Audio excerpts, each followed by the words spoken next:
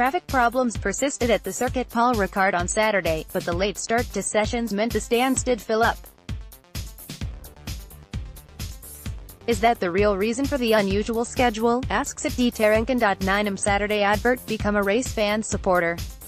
My 10-mile commute takes just 20 minutes. In their zealousness to direct traffic, the local police have closed off various roads, including the DN8, that leads directly, save for a 300-yard connection, from my cottage to the main gate. However, at the barrier I flash my credentials and am waved through. I don't know whether to cry for joy, or in sympathy with fans. In the end I'm annoyed at the arrogance of the promoters, who failed to heed advice, and have probably managed to kill all pleasure 65,000 fans hoped to derive from France's return to F1 after a decade. I sincerely hope all ensuing claims are speedily settled.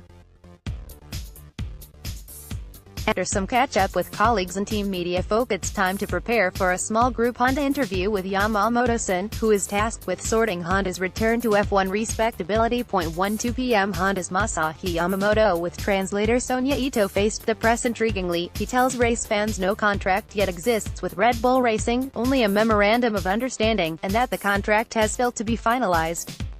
Later I see Christian Horner, who confirms the status, but seems unconcerned, saying the MO is a legal document. I put it to him that Sauber had an MO in place, and that deal was aborted after 3 months. Still he is sanguine. For the sake of both parties I sincerely hope there's no slip between fine Japanese porcelain cup and Bull's lip. 2:30 p.m. Attend a presentation of Pirelli's new Velotubed cycle tires, to be used by Simon Yates, one of the top athletes in the Mitchelton Scott team in the upcoming Tour de France. He later presented the Pole Lap Award to Lewis Hamilton. 4 p.m. Start of qualifying, and the main stands are semi-full, a relief, as it means the traffic measures at least half effective.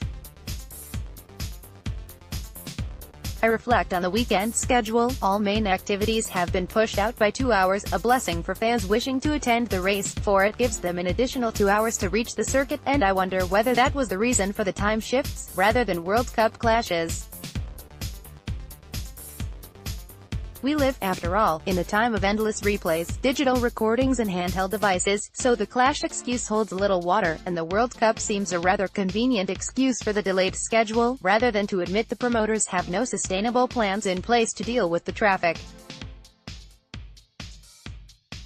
Next year will tell. If the schedule is still pushed out an hour or two, we'll surely know. Advert. Become a RaceFans supporter and go ad-free. 5:30 p.m. After qualifying I hit the interview sessions, the content of which will be reported in these pages over the next week or so, including an exclusive interview with Mario Isola, Pirelli's head of F1, about his company's future plans. About the only session of note is McLaren's, setting aside Fred Augate, which was admitted to but dismissed by the team as being mischievous. It is clear this once dominant hasn't a clue why it's lost its former glory.